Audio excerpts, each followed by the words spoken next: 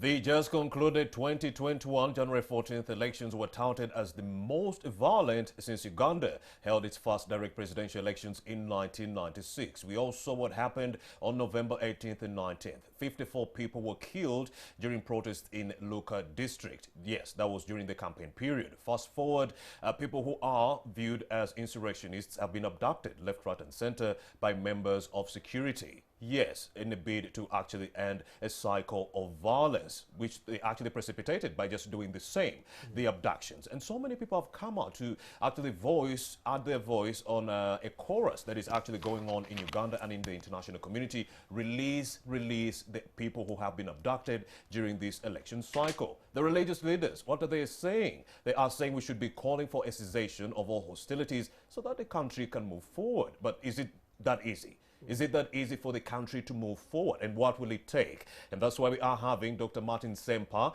Pastor Makerere Community Church. He's also joined by Bishop Michael Chaze, the leader of Omega Healing Center.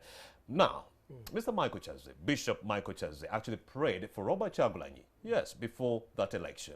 And we also do know that Dr. Martin Sempa prophesied that Kyagulanyi might not win the just concluded election, and it just did happen. Both gentlemen join me right now on set, Bishop Michael Chaze and Dr. Martin Sempa. Thank you for coming. Thank you for having us. All right, we are having a very, very callous situation. You have people who are calling for protests after the just concluded January 14th elections. But what do you make of the whole polarized political process in Uganda? First of all, Dr. Martin Sempa. I think that multi-party politics, which we are in, has a genetic deficiency. It misses a chromosome called unity after conflict. Multi-party, there is contestation of ideas, there is contestation of powers, and it's supposed to end at the ballot box. So we have seen the current division in the country. It's not only on the higher levels of leaders, even from the bottom one, inter-party. You remember there was Sobo,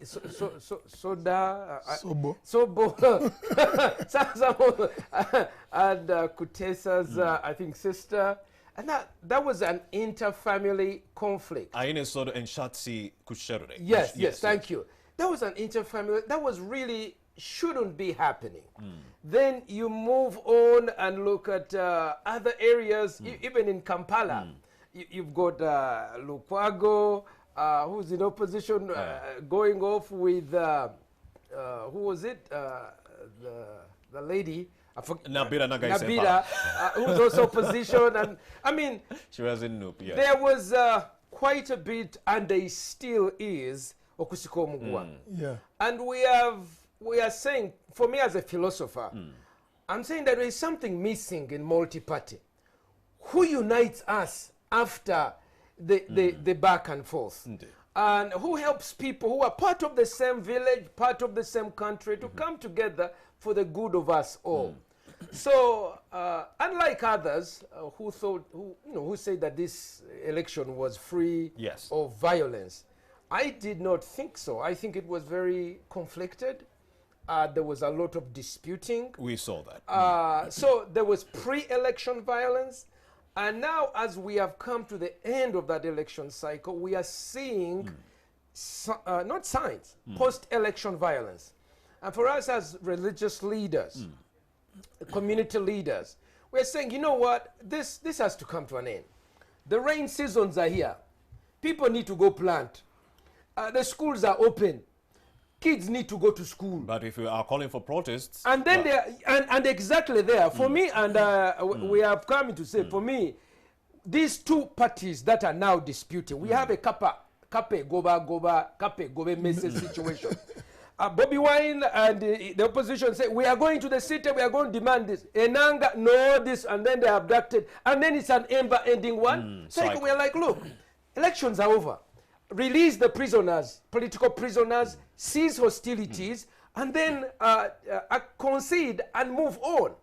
And really, that undesired conversation must start for the good of our country. Otherwise, for me, I fear that there's this boy who sang a song, Mitima Jakaruba. I fear that when you kutumbiza the sound of post-election violence, abductions, emitima jaba, the hearts of people will become hard. Then they are going to get to a point where we enter the waters of Rwanda, where we begin to go brother against brother, sister against sister, which we don't want. So government should be offering accountability and redress to some of the injustices people are talking about. I think both. I think you see, you will not be my message will not be entirely accepted. When I tell people, power people, guys, concede. Election season is over. It's like when the soccer match is over and you are continue. Then they say no. And in fact, they want me to first praise. If you don't praise Chagulanyi, as a big dose, I'm on my discussion group of Namilyango. Namilyango Obis. If you don't praise their candidate, you're finished. Simanya tetuja kusanyukanga tetutudde mu state house msajja wafanywa chai, we will not happen. So then when I say concede and move on, they don't like it. But I'm like, look, the season is. Then you tell the state, abductions, drones, torture, release political also those ones they hear, but they don't like what they like a certain part of the message. But I really think it is time for us to break the bubble, and also the religious leaders, we are the ones who can contribute. There's to repent. You know, there's on behalf of others, you can be a priest who come and say, you know what, there are things that went bad, we are sorry. So that we can begin to put the medicine of healing in the country. Let me also bring in the leader of Omega Healing Center, that is Bishop Michael Cheze. Bishop Michael Cheze, are these political leaders or political parties too polarized to even talk? Well, not really. But, you know, I'm picking from what Martin was saying, that multi-party politics does not have a genetic component of peace after and unity. And unity after a rigorous contestation. I think that's the common sense about everything, because you don't go to the kitchen and expect a cold atmosphere. When it's a kitchen, it's going to be heat. But then you wonder why politicians begin an election, go through an election process, and expect the temperatures to be low. You know, where there are some things so we should expect. have seen this coming. Yeah, if it's a malaria, then the temperatures have to go high. All right. Now, the real common sense is that when we say we are going to go politically, multi-politics, we're going to do multi-politics, multi-party politics, then we must know there will be some heat. So what we talk about as post-election conflicts is conflict period. Before elections, that is pre-elections, elections, post-election. It may be just graduating from one level to another. But we cannot say we had a free and peaceful pre-election, then we went into a campaign period which was peaceful, then we went into an election, then a conflict began. Where do conflicts begin? When do they begin? What begins the conflict? When people do not talk. Go ahead, Mike. People do not talk? When people do not talk, that's how conflict No, that's not it. It's you need to have the order of the game in place before the game is played. All right. Even if it's a soccer match, and the soccer match begins and it ends, and the referee keeps on adding on extra time. For the other side, so that the other side can concede. Maybe not concede, but, you know, the question would be, when does this game end? Because, however, you may be winning, but even the winning side will complain to the ref that, you know, this game ought to end. And when I used to go to... So we'll get to find out the referee is also the coach for the other side. That complicates the match. Now, the challenge we have is when people say, you know, I would really agree that we need a post-election moment dialogue. But you know, we should have dialogued right before the election. Now, maybe I shouldn't expand this a little more, but I would say you get a zero if you go into multi-party politics and you do not prepare the process that will bring new leaders. That is elections. So whether they are renewing a term or bringing new leaders, it will all depend on the laws on ground and how they will be executed in the process of contestation. Of course, Dr. Martin Nsempa also mentioned that he's calling for the cessation of all hostilities and the nation to move on, and these parties to move on for the sake of the nation. Again, is it that easy, and what will it take? Looking at what Martin is saying, we need some manner of reconciliation. But you know, in what will it take for these parties to reconcile? For parties to reconcile, we need a cognitive resolution. We need to see things almost the same way. But as long as we see things in a polarized way, everything else is burying things under the sun, burying serpents under the sun, which will resurface on another contestation or escalate to a even worse situation. I do not think it's press the button and it is gone. We need a thorough approach in bringing on this peaceful resolution. Maybe if we break election down the kind of thorough approach you're talking about, Bishop Michael Chese, because we've had the Inter-Party Organization for Dialogue, and many people said it was an event where they just go to take pictures. But then, so what kind of approach are you looking at? Inter-Party, what is it called? iPod is trying to deal with the peak of the iceberg. Because what happens in this nation, what brings crisis in this nation, is politicians who fight on the peak of the iceberg and hide under the root of the iceberg.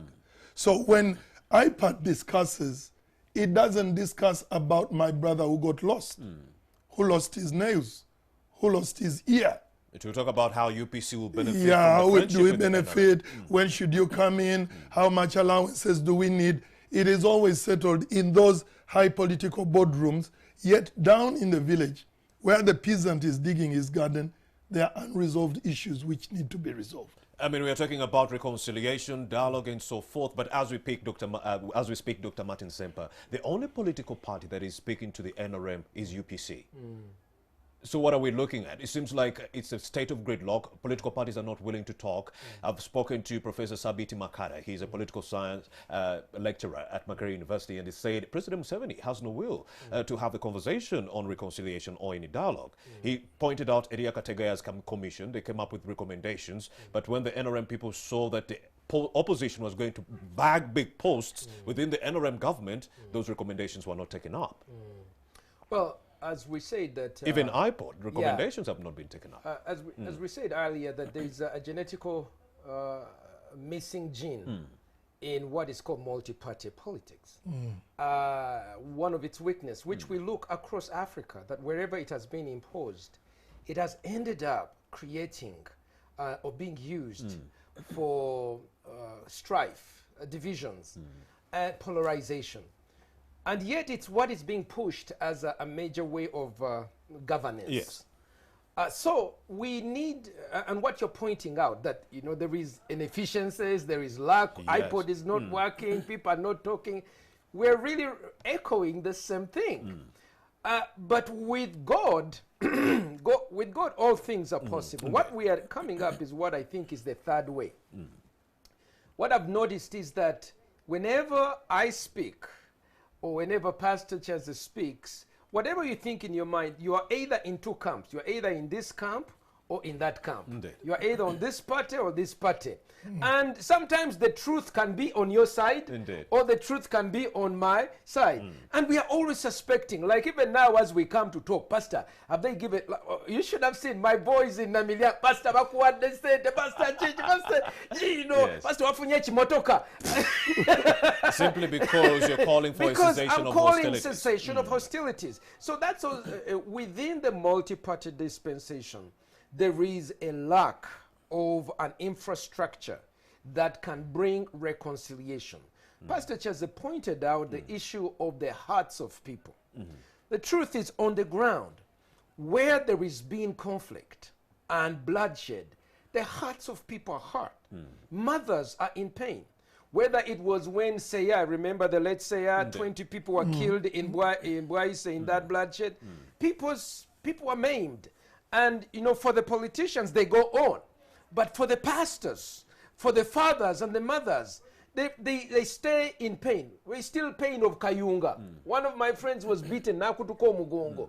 There has been pain there. So even up to today.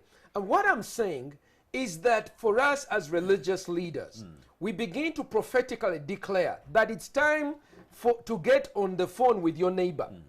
Because in the past, they used to cut their neighbors' bananas. You voted wrongly. I'm going to cut your bananas. Now it's time to say, okay, I know you voted the person I didn't vote. But the season of the soccer is over. It is now for you and I to move together. Pastor Chaze prayed for who? Bobby Wine. I called him. I said, Pastor Michael, you prayed for everyone. He said, thank you for praying. He said, no, I pray for him to take the nation. I said, what do you mean? No, I don't think that he's taking. You know, him and I, I respect him as my father. I honor him, but he's so differently on that. I still respected with him, and I made sure I called him and I said, Pastor, I just want to let you know, thank you for opening your church for prayer. I don't agree with Bobby Wine. I don't, even on the song of Tuliyamba Lengule. We disputed, but we respected each other.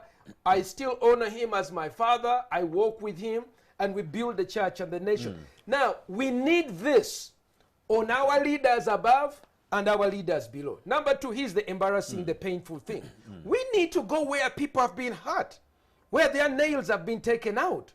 We need to meet with those mothers and say, you know what? Soothe their hearts, yes. So we need to go there because, you see, some are being quiet. Pastor Chaze was sharing that silence doesn't remove this thing away. But when we come and say, look, guys, in the conflict, we need, please forgive us. Do you expect politicians to be able to say, I am sorry. Please, we sinned.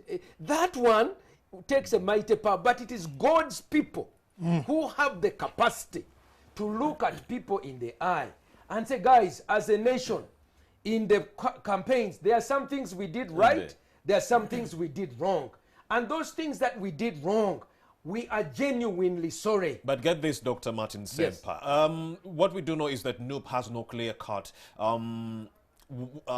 demand from the NRM government. No, they but do. The FDC, the FDC does. When it comes to dialogue, they say dialogue has to be clear-cut, and it has to talk about the transition from Yoweri Kaguta Museveni. Do you think reconciliation is possible if FDC and other political parties are talking about dialogue only being possible if Museveni is moving out of power? Exactly. Let me put this thing simple. You know, simplify the complex. The demands of NUP is that even if we have gotten all these MPs, councillors, we are not happy until our man is sitting in the State House drinking tea in Uganda. Nemwekibera kyonna kibaddewo fete tuli basanyufu okutuusa omusajja waffe ng'atuddewa. And that stance cannot necessitate dialogue. Exactly. And whenever they say swearing in of the president, they say, musajja waffe agendayo. So to them, even if the firimbi has blown, they say, no, we have won. Now, the state, on the other hand, is responding with what the state does. Coercive force. The state doesn't have in its arsenal. It's the church that has in its arsenal love, grace, repentance, healing, unity, togetherness. So now the contribution of the church is to speak to the state. Release. It is possible to release all political prisoners. It is possible for Bobby Wine and his team to concede and recognize, look, there are things that have gone wrong, but for the sake of the country, move on. This is what they told Donald Trump. But as long as we are here... But he's coming back. Go ahead. Don't hand this out. But I pray that he comes out. Yeah. But have you noticed the same thing going on even in America? That Donald Trump supporters, when they went to do a protest at Capitol, they were deemed insurrectionists, terrorists, arrested. Even now, they are checking their credit cards, they are checking their bank statement, their travel logs, and they are arresting them, which is wrong. I'm saying it's wrong there in America. It is also wrong here in Uganda. Bishop Michael Chelsea, we have gotten allegations that some of the religious leaders have been engaged in partisan politics. They were engaged in this whole political process. What do you make of that? No, I think even listening to Martin... The middleman engaging in politics. Martin and I differ sometimes on some issues, but what he's talking about is very important. But we don't want to be simplistic on major issues. When, is it the white man who says, once bitten, twice shy. You don't let losing badly and or arranging elections badly become a culture. And we start building on that, saying, whenever it goes bad, you need to concede and we move on. We need to pick up the pieces. We need to begin with conceding of the parties that put together the events that bring people into power, saying we went wrong here. Then we are beginning to talk. Otherwise, when someone says the game was unfair, and you say it was fair, then you are removing grounds of talk. This far, me as a religious leader, I've not heard anyone say we did something wrong. Not in the counting of votes, not in the bringing in of ballot papers, not in the release of results, not in the election campaign process. None of all that we saw, nothing of all that we saw has been, has anyone come out and say, friends, we could have done better. Because I think at that tone, we are cooling the temperature. You cannot say you are going to talk and not create the environment to talk. So I believe as me and Martin try to call Uganda to talk, we must know that the back of our minds, we are saying to the leaders that are in power and those who want to come into power to point out those areas where we've gone wrong, to rate our election. For me, I was a class teacher. I rate before I pass you into another class. I just don't say the exams were bad, the electricity was off, the ink was not distributed, the papers were given 20 minutes late, but the exam has ended, so go to P7. No, we need to count to see what went wrong. Now, our eyes, do we see each other as opposition? Should we see each other as winners and opposition? Now, when, for instance, picking a very good example, when Mr. Chagulanyi came to my church for prayers, he came not on invitation. He came because he heard that our church is open. And he came because he wanted a blessing. And I believe that blessings are in church. For the rest of the candidates, none came. So when you bless Chagulanyi, does that mean that you are nope? That's the perspective, which is totally twisted. So the next thing is Martin is calling you and asking you, hey, why did you pray for? and you see already that Martin, who would have led a unification, is already twisted by the atmosphere because he did not agree with the song. Now Chagulanyi is in church praying. Then Martin is going down the train, the trail, not seeing things the way they are. You see, when Dr. Cyprian Tolwanga came out to say President Museveni should continue being president for the next 3 years, many people thought religious leaders are engaging in partisan politics. I thought what Cyprian was saying, that according to him, what he's seeing, there won't be a very good election process. So why don't we just extend this and prepare a new playground?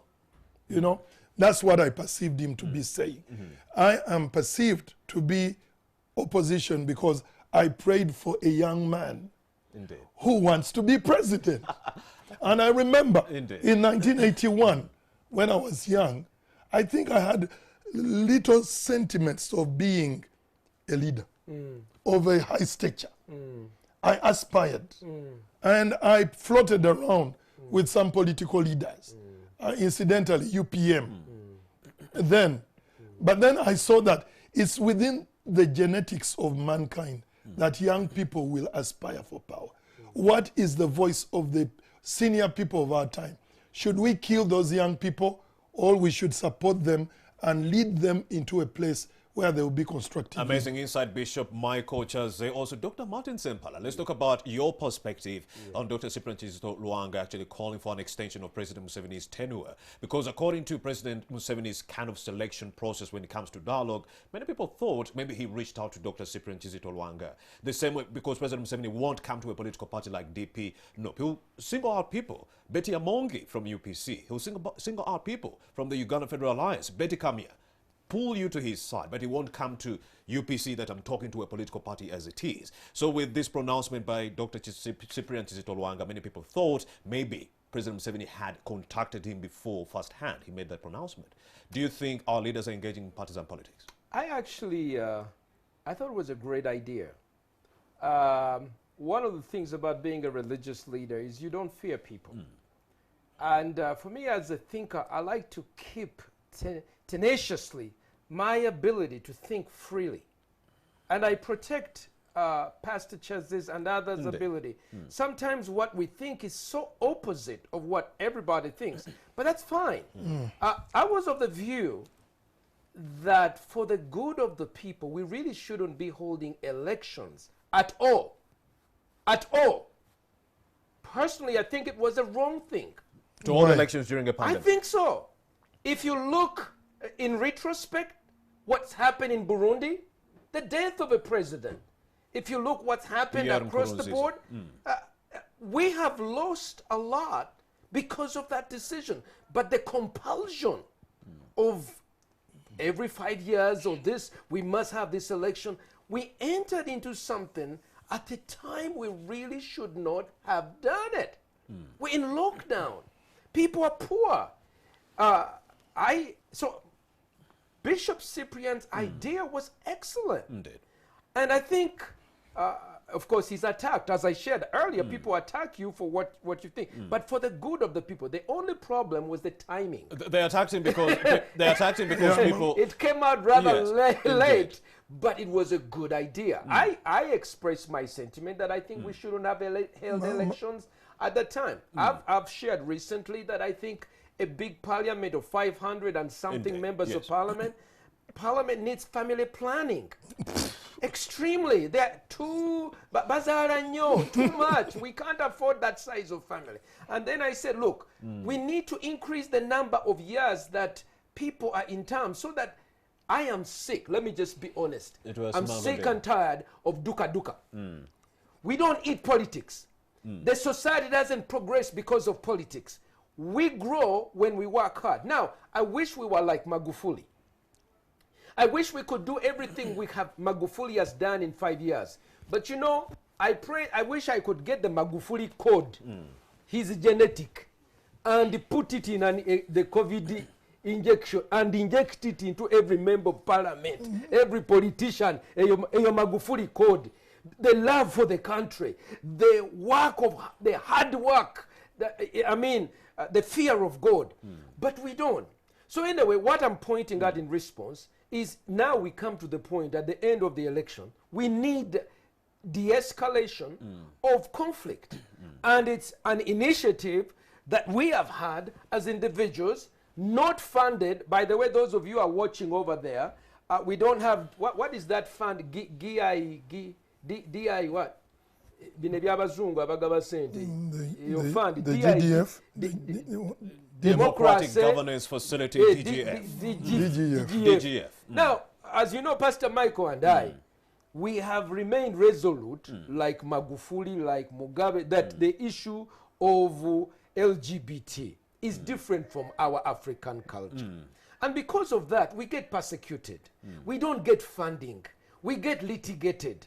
But we remain strong that no, marriage, according to the Bible, is man and woman. So now it cuts off donor funding. Then when we begin to talk about, okay, opposition, and for me, I am sympathetic to the state that we need to go forward with law and order. Law and order. And sometimes I'm seen as having critiqued. Yeah, but you know, Martin, sorry to go ahead, Michael. When you talk about law and order, you're sympathetic to law and order. On paper or in execution? No, I'm a champion that says political prisoners must be set free, and those who have lost the election must concede and go forward. That is it. Bishop Michael Chelsea, when we are calling for peace, shouldn't we also add calls for justice? Yeah, the whole thing. If now going back to the House, the House was discussing electoral laws in the last month of their tenure, when elections were about. The proposal to amend electoral laws was made before the House began. So they didn't prepare the kitchen until the food was in the saucepan. And when they were boiling, they said, hey, by the way, we shall need nyanya. We shall need butungulu. We shall need chika. Then eventually the broth is flowing all over. They say now, you know, peace, peace, peace, peace. Yes. The first thing the House should do before they discuss any bill is to work out, to discuss the electoral laws, how to get an independent electoral commission, how to carry out an electoral process which is transparent. That is where we need to begin. How to and if they did that, security members precisely, who are actually violating Uganda's rights. If you even start that today, everyone is willing to talk. So now, again, when we look at that, we cannot say we are cooling down this thing, but we are increasing the temperature right below. Remove the heat that you're putting on a community. Then cool down the community to talk. Politically, we need to talk. Don't follow the smoke, look for the fire. For me, I was trying to finish the point and say, look, we need funding. We need funding for the work we are doing. But it is very important which is reconciliation. Yes, we need to go where people have been abducted and sit down with those mothers. I watch them on your news here. Yes. Omukazi n'akaaba. Omwana wange bamututte. There are those who have come back. They were being dumped on the streets. Yes. Now there are those who could talk. I could see your cameras were looking at some, and some couldn't talk. They look fearful. away. They are fearful. Now, at that moment, it is not a community police officer who is able to engage. No. At that moment, it is the people of faith. It's the community leaders who are God-fearing, who can say, look, my sons, my daughters, let's sit down on this issue. So we need support. In the same way people gave a vehicle to Kyagulanyi, a bulletproof. I'm also looking for a vehicle. Which bulletproof?